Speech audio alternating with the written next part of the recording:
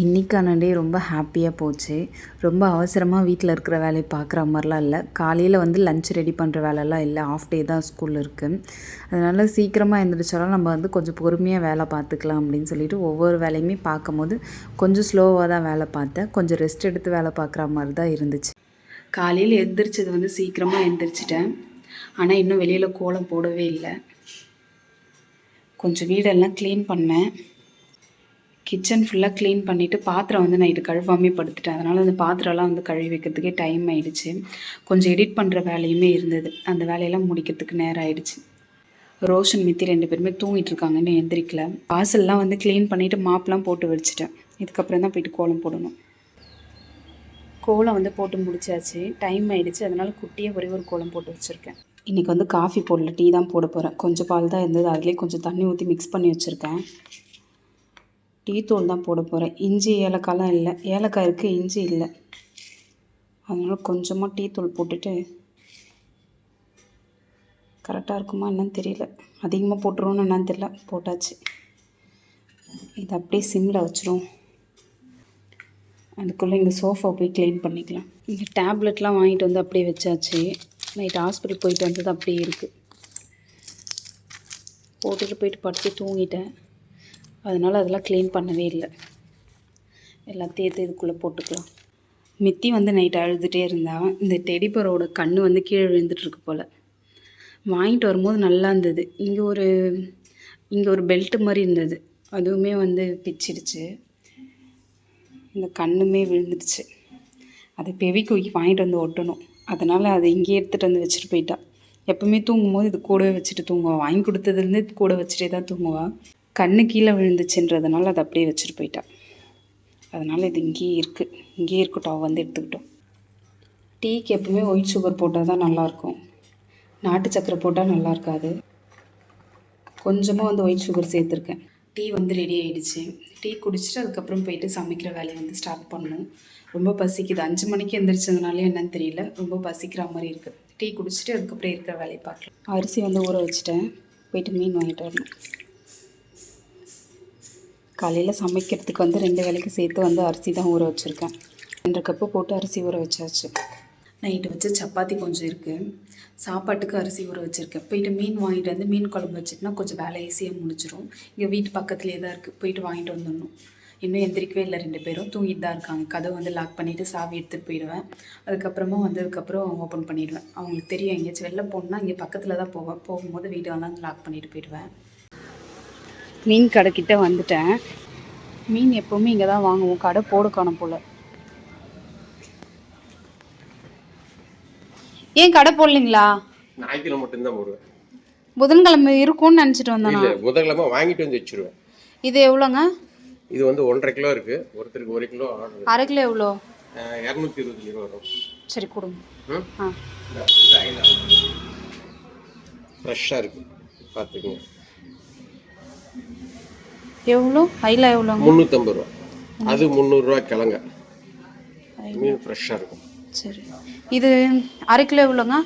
1 கிலோவாக எடுத்துக்கங்களேன். இல்லை, நாளைக்கு சாப்பிட மாட்டோம். அதனால தான். இது சாப்பிட மாட்டீங்களா? அது சாப்பிட மாட்டீங்களா? ஆஹா, ரெண்டுமே இன்னைக்கு ஒரு நாள் மட்டும் தான். நாளைக்கு சாப்பிட மாட்டோம். அதனால தான் சரி, கொஞ்சமாக இருந்ததுன்னா ஓகே.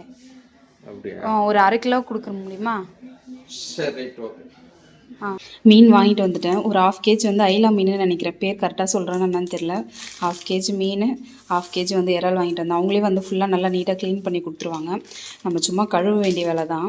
அப்படி இருந்தாலும் நம்மளுமே கொஞ்சம் வந்து க்ளீன் பண்ணுற வேலை இருக்கும். மீனில் மட்டும்தான். இறாலில் வந்து எல்லாமே அவங்க க்ளீன் பண்ணிட்டாங்க. இறால் க்ளீன் பண்ணிட்டேன். மீனுமே வந்து க்ளீன் பண்ணி ரெடியாக இருக்குது. இதை வந்து மீனுக்கு வந்து கொஞ்சமாக குழம்பு மிளகாத்தூள், கொஞ்சம் மஞ்சள் பொடி, சால்ட்டு போட்டிருக்கேன். இதை போட்டு மிக்ஸ் பண்ணிக்கணும். இதுவுமே வந்து இறாலுக்கு வச்சுருக்கேன். கொஞ்சமாக குழம்பு மிளகாத்தூள், கொஞ்சம் மஞ்சள் பொடி, சால்ட்டு போட்டு வச்சுருக்கேன். இதை எல்லாத்தையும் மிக்ஸ் பண்ணிவிட்டு அப்படியே ஃப்ரை பண்ணிவிட்டு குழம்பு வச்சா நல்லாயிருக்கும். அதனால் இதை வந்து வறுக்கிறதுக்காக எல்லாத்தையும் மிக்ஸ் பண்ணி வச்சுக்கிறேன். இறாலுமே வந்து அவ்வளோதான்.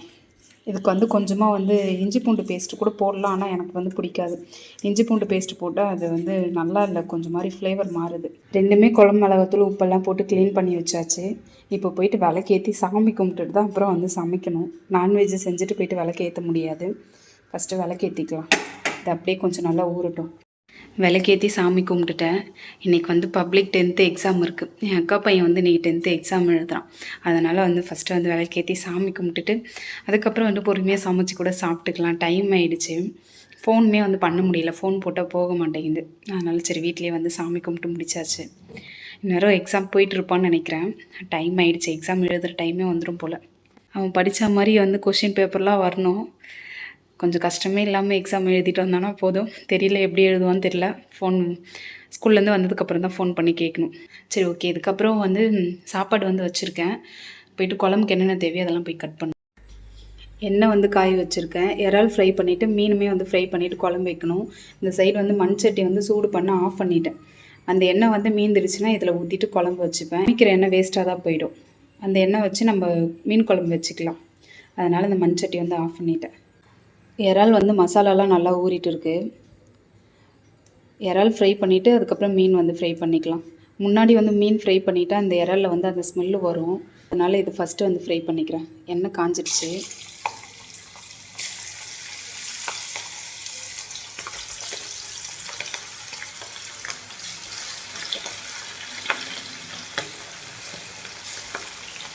கொஞ்சம் கொஞ்சமாக போட்டு எடுத்துக்கலாம்.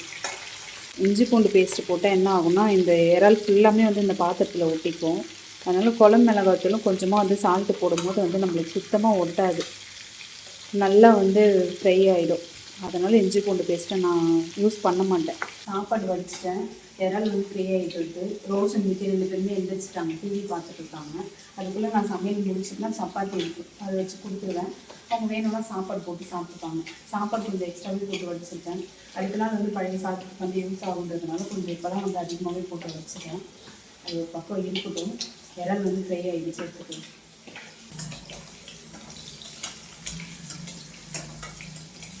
மீன் வாங்கிட்டு வரும்போது அந்த முட்டை வாங்கிட்டு வந்தோம்னா நினச்சா மறந்துட்டேன்.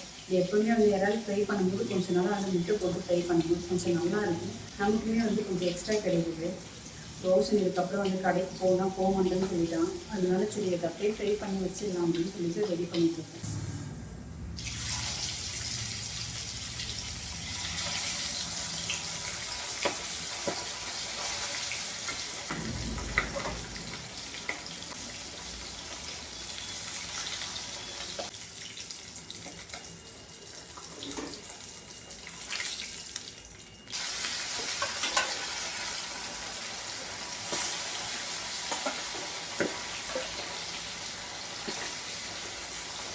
மீனுமே வந்து ஃப்ரை பண்ணிட்டுருக்கேன். புளி வந்து ஊற வச்சுருக்கேன்.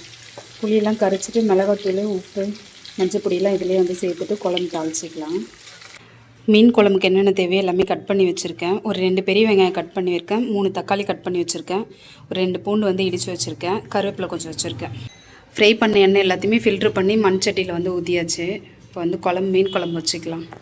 கடுகு, சீரகம், வெந்தயம்லாம் இதில் மிக்ஸ் பண்ணி வச்சுருக்கேன். கடுகு வந்து போட்டுக்கலாம். கடுகு வந்து நல்லா பொரிஞ்சிருச்சு. இதில் வெந்தயம், சீரகம் இருக்குது. அதையுமே சேர்த்துக்கிறேன். கொஞ்சமாக வந்து கருவேப்பிலை, இடித்து வச்ச பூண்டு வந்து ஃபஸ்ட்டே சேர்த்துக்கலாம். இந்த ஸ்மெல்லு ரொம்ப நல்லாயிருக்கும். அதனால் ஃபஸ்ட்டே வந்து எண்ணெயில் போட்டு நல்லா ஃப்ரை பண்ணி எடுத்துகிட்டு வெங்காயம் போட்டுக்கலாம். கொஞ்சமாக வந்து சால்ட்டு போட்டுக்கிறேன். மீன் ஃப்ரை பண்ணதுலேயே கொஞ்சம் உப்பு இருக்குது. அதனால் கொஞ்சமாக வந்து உப்பு சேர்த்துட்டு வெங்காயம் நல்லா வதங்கும் போது தான் அந்த மீன் குழம்போட டேஸ்ட்டு நல்லாயிருக்கும். வெங்காயம் வந்து ரொம்ப நல்லா வதங்கிடுச்சு. இப்போ வந்து தக்காளி சேர்த்துக்கலாம். கரைச்சி ஃபில்ட்ரு பண்ணி வச்சுருக்கேன். இதில் வந்து கொஞ்சமாக குழம்பு மிளகாத்தூள், கொஞ்சம் மஞ்சள் பொடி வந்து போட்டுக்கிறேன். உப்பு எதுவுமே சேர்க்கவே இல்லை. முன்னாடியே மீன் ஃப்ரை பண்ணும் போதுமே உப்பு சேர்த்துருக்கேன். இப்போ வெங்காயம் வதக்கும் போது உப்பு சேர்த்துருக்கேன். உப்பு இதுக்கப்புறம் வேணும்னா கூட நம்ம எக்ஸ்ட்ரா போட்டுக்கலாம். கொஞ்சம் அதிகமாக போட்டுட்டா கரிச்சிடும். வந்து உப்பு சேர்க்கல. எல்லாமே ரெடியாக இருக்குது. தக்காளி வதங்கணும். தக்காளி வதங்கிறதுக்குள்ளே சிங்கில் கொஞ்சம் பாத்திரம் இருக்குது. அதுவுமே வந்து கழுவிடுறேன். தக்காளி நல்லா வதங்கிடுச்சு. இப்போ புளி கரைச்சல் வந்து இதோட வந்து சேர்த்துக்கலாம். இது நல்லா கொதித்து கொஞ்சம் நல்லா திக்கானதுக்கப்புறம் மீன் போட்டுக்கலாம். குழம்பு கொஞ்சம் நல்லா திக்காயிடுச்சு. போதும் இந்த அளவுக்கு இருந்தாலுமே. ரொம்ப திக்காயிடுச்சுன்னா வந்து குழம்பு பத்தாது. ஃப்ரை பண்ண மீன் வந்து இதோட சேர்த்துட்டு மீன் வந்து ஃப்ரை பண்ணி போட்டதுனால இது வந்து உடையாது. ஒரு 5 நிமிஷம் கழித்து நம்ம வந்து குழம்பு ஆஃப் பண்ணிக்கலாம். மண் சட்டின்றதுனால வந்து அதுவே ஒரு கொஞ்சம் நேரம் இருக்கும். அந்த சூடு அப்படியே இருக்கும். கொஞ்சம் நேரம் கழித்து அடுப்பு ஆஃப் பண்ணிக்கிறேன். சமையல் வேலை எல்லாமே முடிச்சாச்சு. எல்லாருமே வீட்டில் இருக்கிறவங்களாம் சாப்பிட்டுட்டாங்க. இன்னும் நான் மட்டும்தான் சாப்பிடல. இறால் வந்து ஃப்ரை பண்ணி வச்சுருக்கேன். சாப்பாடு வடிச்சிருக்கேன். 2 மீன் மட்டும் ஃப்ரை பண்ணி வச்சுருக்கேன். மீன் குழம்பு வந்து கொஞ்சமாக தான் வச்சுருக்கேன். ரொம்ப அதிகமாக வேணான்றதுனால கொஞ்சமாக வச்சுருக்கேன். சமையல் பண்ணது எல்லாமே கொஞ்சம் எனக்கு மட்டும் எக்ஸ்ட்ரா வச்சுருக்கேன். மீன்லாம் அந்தளவுக்கு யாரும் சாப்பிட மாட்டாங்க. எனக்கு பிடிக்குன்றதுனால கொஞ்சம் அதிகமாக வச்சுருக்கேன். இப்போ போயிட்டு சாப்பிட்டுட்டு அதுக்கப்புறம் கொஞ்ச நேரம் படுத்து தூங்கிட்டு தான் மிச்சம் இருக்கிற வேலையை பார்க்கணும். ஸ்கூலுக்கு இன்னும் ரெடி ஆகலை, இன்னும் டைம் ஆகலை. அதனால கொஞ்சம் நேரம் போயிட்டு அவங்க கூட உட்காந்து டிவி பார்த்துட்டு இருப்பேன். அப்படியே சாப்பிட்றீங்களா? சரி. அப்போ இந்த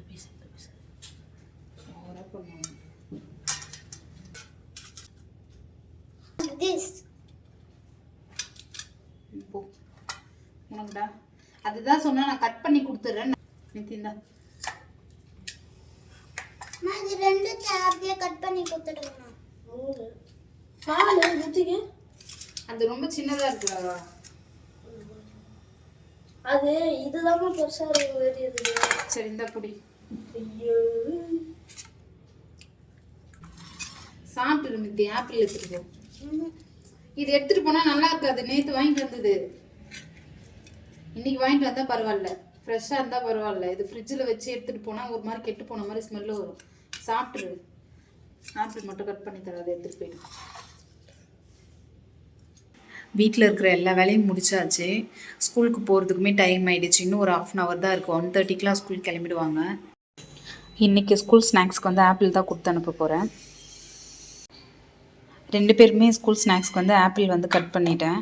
இப்போ வந்து ஸ்கூலுக்குலாம் வந்து ஸ்நாக்ஸ் அந்தளவுக்கு வந்து ரெடி பண்ணுறது இல்லை வீட்டில். ஆஃப் டே தான் ஸ்கூலாக, காலையில் வீட்டில் இருக்கிறத வச்சு சாப்பிட்டுக்கிறாங்க. அதனால் முடிஞ்ச அளவுக்கு வந்து பழமாக தான் கொடுத்து அனுப்பிச்சிடுறேன். வெயில் டைம் ஆகிடுச்சு, அதனால் பழம் தான் கொஞ்சம் அதிகமாக கொடுத்து அனுப்புகிற மாதிரி இருக்குது. சரி ஓகே, விலாகோட எண்டுக்கு வந்துட்டோம். வீட்டில் இருக்கிற எல்லா வேலையுமே முடிச்சாச்சு. என்னோடய விலாக் உங்களுக்கு பிடிக்கும் நம்புறேன். பிடிச்சிருந்தா சப்ஸ்கிரைப் பண்ணி சப்போர்ட் பண்ணுங்கள். பை.